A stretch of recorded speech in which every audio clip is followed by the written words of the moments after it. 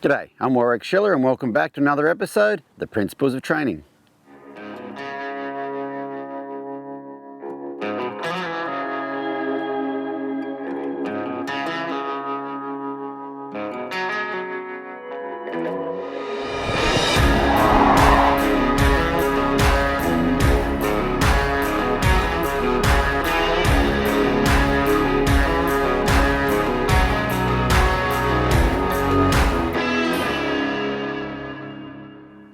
I'm Warwick Schiller and welcome back to another episode of The Principles of Training.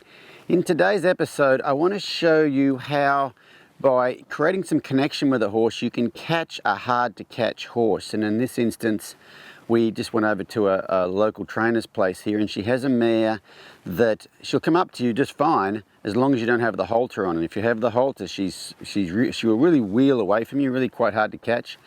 She was in a stall, so it's a 12 by 12 stall. It's about 3 meters by 3 meters. And out the back of that stall was a 12 feet by 24 feet little pen.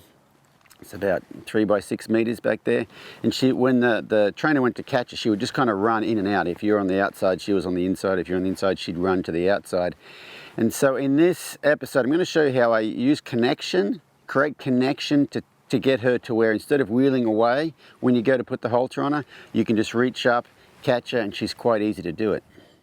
I think the big thing I want to do with her is kind of let her know that I see her concern and I'm not trying to stop her from being concerned. I'm not trying to stop her from leaving. I'm not exactly sure how I'm going to go about that. I might just walk in here, and when she shows me any apprehension.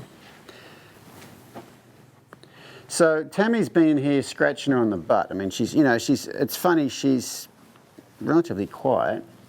What I'd like to do is, when she shows me any apprehension, I want to be able to show her that I see her apprehension. Hey, sweetness. So I'm just going to try to walk down this side of her right here. Right there where she backs up and goes to leave, I'm going to back up with her too and say, you don't need to leave. I'll take the pressure off you. Okay? So it's not so much a catching technique I want to employ. What I want to do is, it's almost communication. I just want to tell her I see your concern. So right now she seems fine. So I'm just going to wander up here again. Right there she starts to back up, and I'm going to try to back up the same as she does. If I can, I'm going to try to back my feet up the way her front feet move too. Just as a way of connecting and letting her know that I see her concern, and I'm not in a hurry. I'm not trying to catch you. So right now she's kind of going back to looking forward. So I'm just going to walk up here again. And right there she thinks of leaving. I'll just step backwards. So she didn't step backwards, she stepped over that way. But I didn't want to step the same direction as her because I'd almost be chasing her. She'd just turn around and probably run out here. So what I really want to do is, hello there. Right there she just turned to look at me.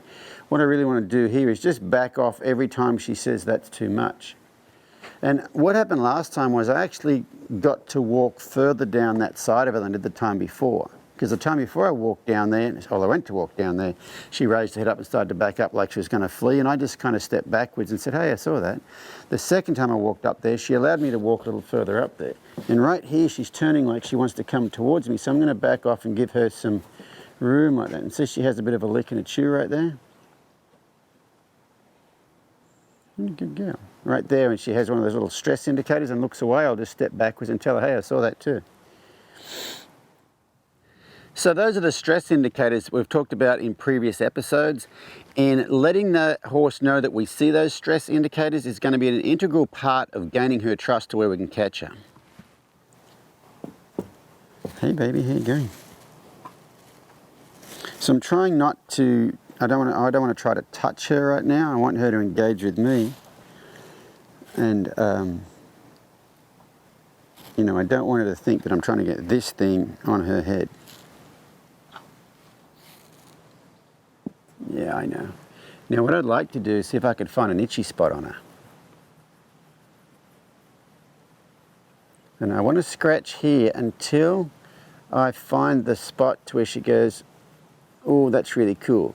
I'm almost got it here. I wanted to kind of turn her head sideways, kind of go, oh, that feels really good. The first thing I did to create trust and connection was recognize her stress indicators, but the second thing I'm going to do to create some draw, which will create some connection, is find her itchy spot and really scratch her on the neck a lot when I'm beside her right there, and that will give her a lot more draw to want to come to me. There we go, she just started like, ugh. And so what I want to do is when I hit that itchy spot and they go, oh, that feels good, I'm going to stop. What I want to do here is to create some desire to come up to me, and so what I'm going to do with her is scratch on her until she's kind of got that, oh, that feels good, and then I want to stop. I want to keep her wanting more, but I can't just scratch on her and stop. I have to actually scratch on her till she becomes present, because I think when I first start scratching on her there, she's still mentally somewhere else. She hasn't kind of like, oh, you're right there and that feels good. So I'm really trying to get that mental connection out of her. So even though she came up on this side, I'm not going to scratch her right there. If she puts me back in this eye, then I'll go, okay, here's the itchy spot. Because what I'm doing here is setting myself up to catch her with the halter. And see right there, I went to do that, she left. That's fine. I'm not going to chase her. I'm not going to do anything. I might actually go with her. I might match her steps.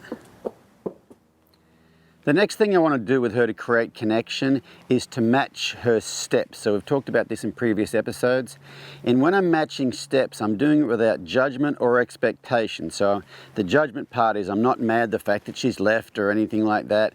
And the expectation, I'm not expecting her to do anything. All I'm doing is letting her know that I'm so acutely aware of what she's doing, I can actually mirror her as she moves.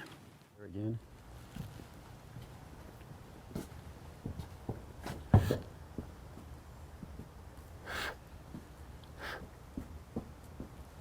Well, hello. Oh, you're back? Yeah.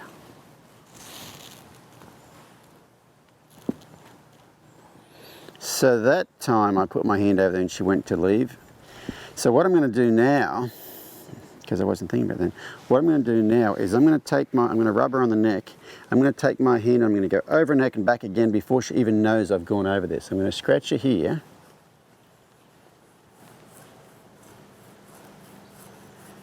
So right now she's not ready for me to put my hand over her neck because she's half thinking about, there we go, she's half thinking about leaving anyway. I want to scratch on her until she thinks over here.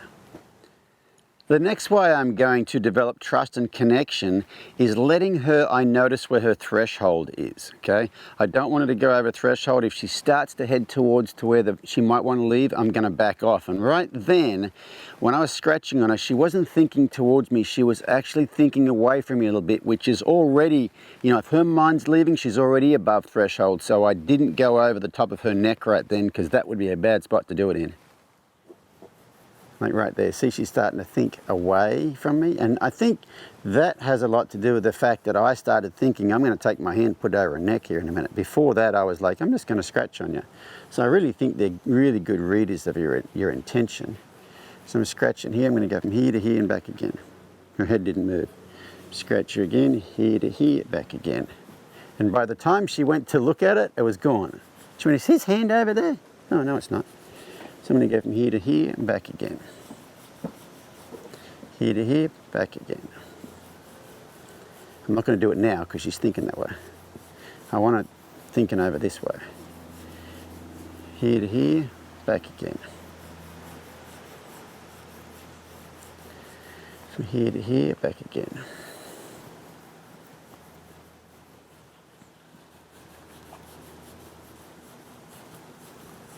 Oh yeah. Here to here, wait a second, back again. So you notice right there, I waited a second and she said, I'm gonna, and I took it away. So that's something you can do too, is notice as soon as you go over that little threshold, like if I go over here and right there she thinks about leaving, I'll just take it away. Now, I could probably do a lot of this. I'm gonna go, right there she's thinking of leaving, I'll take it away. I go from here to here, Right there, she's thinking of leaving, I'll take it away.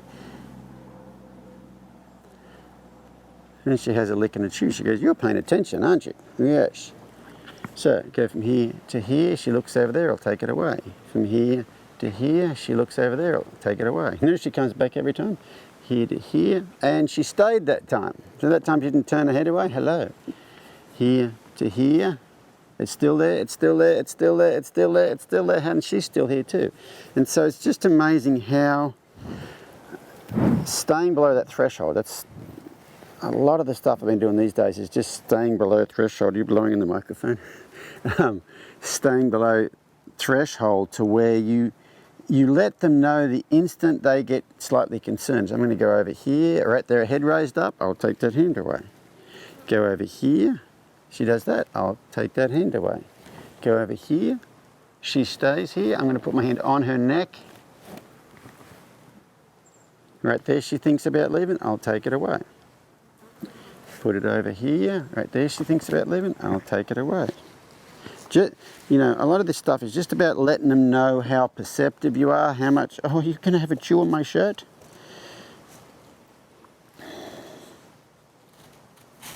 Letting them know how perceptive you are, how much you notice. Hey, darling. So, over there, come back again.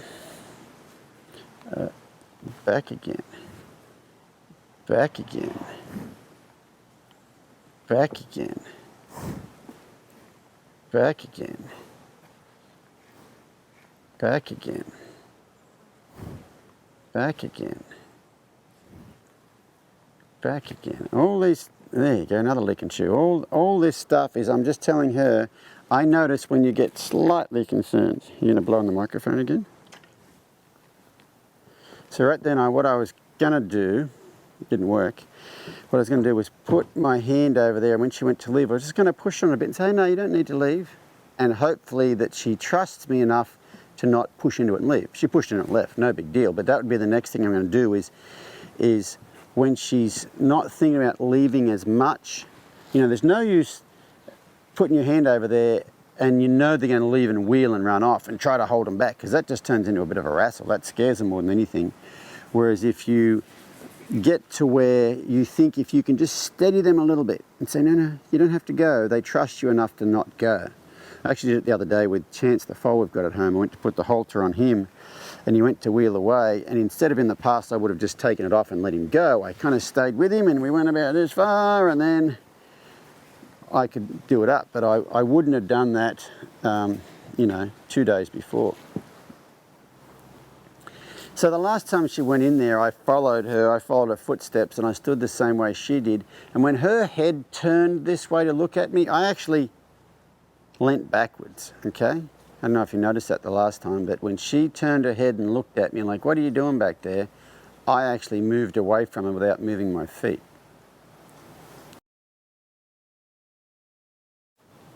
And right there, when she looks towards me, I'm going to step backwards, and see that kind of drew her around here?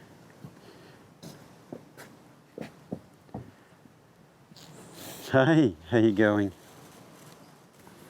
See, that time before, I put my hand over there, it raised up. That time I went over and there it raised up.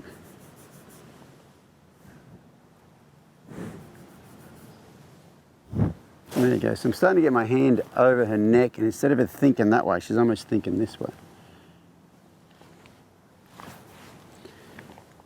Oh, hello. Yes, I know. You're having a very good day, aren't you?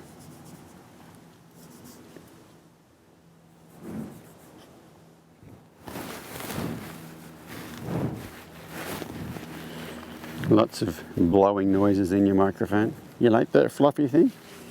You go over here, I'm going to wait here. I'm waiting, and I came back. I was over there a long time that time, wasn't I? Over here, waiting, come back. Very good. Over here, waiting. And right there, she doesn't look the slightest bit concerned. She actually dropped her head.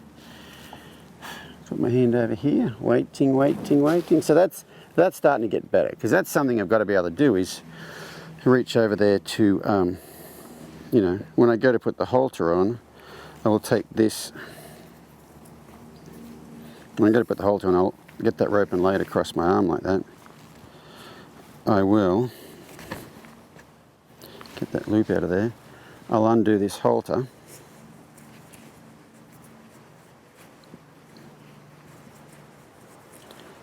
Like so. I will put that arm over her neck. I'll put this one underneath. I'll scoop her nose and then she'll be caught. And the thing about putting a halter on that way is your arm is over the top of their neck. So you're almost encouraging them to put their head down. If you go to put the halter on like this and you step in underneath here and bring the halter up that way, you're actually, there's no way they could put their head down. Their head, you know, your shoulder's underneath their head. So, you know, a lot of people I see complain about, hey, I can't, my horse's head's way up when I go to put the halter on, but they tend to stand underneath their neck, so the horse's chin would be here, whereas if you go this way, it's completely different. Hey, how you going? So I've been waving this halter around and you haven't left yet, which is good. Can I do that again? Oh, that's very, very good. Yeah, very good. I'm going to do that again. You're thinking about leaving? That's okay. There you go. A lot of times if a horse goes to leave and they're moving their feet and you can touch them, they will stand still. If you're trying, let's say your horse is standing there and you want to walk around them to do something, or you want to, let's say you got off your horse and you wanted to pick out their back feet or something or other. A lot of times you walk around to their hind end, they'll follow you around. You put your hand on their neck and just leave your hand on them on the way down. They tend not to move their feet. Right there, I leant backwards. She starts to come around again. I'll try to match her footsteps if I can. Hey, sweetie, how are you? So every time she leaves and then I don't try to catch her, I just kind of wait on her, she's probably getting a little bit more confidence in me. Where's your itchy spot? And so you think about that itchy spot. What I've done from the beginning is when my hand goes like that, she has no idea if my hand's going to go over her neck like I might want to catch her, or my hand's going to go to her itchy spot. So, you know, it's kind of 50% chance to be something she wants, 50% chance to be something she doesn't want. She's more likely to stick around for the 50% chance of the good stuff. Yeah, there you go. I've been doing a lot of scratching with like standoffish horses at clinics and stuff lately. It's amazing the difference it makes. You can just find that itchy spot. So I'm just going to go over her neck, back again. Over her neck, I'm still over her neck. Now I'm going to take this and move it over there and back again. So I'm so much closer to getting that and that connected. Just going to touch her right here. And see those feet stop moving when I touched her? Until she walks off. Not so much the desire to be over here, but if you look at her expression right now, she's not really, there we go. I was going to say, she's not really like, oh, that feels good. So I was searching around, trying to go to different spots here, trying to get to where she gets that, oh my goodness, look on her face. Because that's really what I really want to get her thinking, I wish I could go back and get some more of that stuff. Where is it? Is it in your ear? Sometimes on the windpipe though, like that.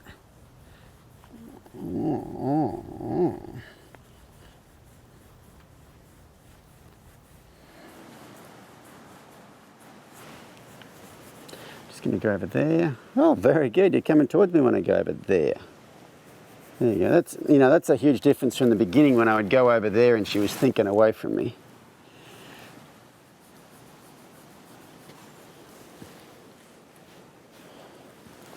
Is that what you're telling me? You want me to catch her? Is that it? You just want to stand there and let me catch her? So if I had tried to just put the halter on like that at the beginning before doing all that truss stuff back and forwards, as I went to make that move, she'd have probably gone, ah! How was that? We got you caught, and now you're not caught. You're free to go. Hey, how's it going? You good? Want to scratches? Yeah? What about there? Want to scratches there? What about there?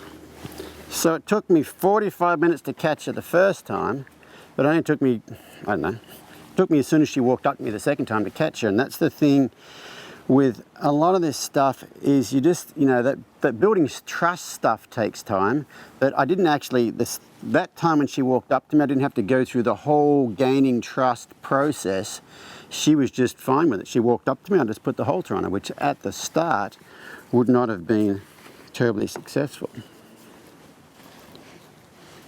So what I want to do now is see if I can scratch here. Now she's not all the way over here. So the first time I put the halter on her, she was all the way over here. Second time I put the halter on her, she was all the way over here. Now what I want to see if I can do is put the halter on her. There you go, she's further away from me. So that's the third time I've caught her. Okay. Very good.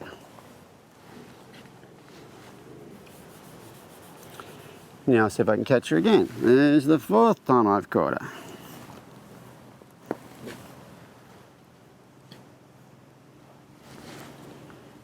Hey, reach up here, there you go. So, you know, I was reaching towards her right then. She wasn't even thinking over here, and I've caught her. So that, hello, sweetness, what a good girl. So that's just a little, you know, bit of things you could do catching a horse that's a little difficult to get caught. You know, the ones that'll come up to you, but you can't actually get the halter on them. There's, you know, those horses that when they come up to you, you can't get the halter on them and wheel away. They don't just wheel away. There's a lot of little signs that they might be going to wheel away. And if you can back off, hello, darling. If you can back off when they do that, you can sometimes make quite a bit of a change. So you can see in that whole process there was no telling the horse what to do, there was only listening. And the whole connection thing I'm on about these days is really about the way you connect with those horses is you tell them that you are listening. So I hope you enjoyed that, and we'll see you back here again for another episode of The Principles of Training.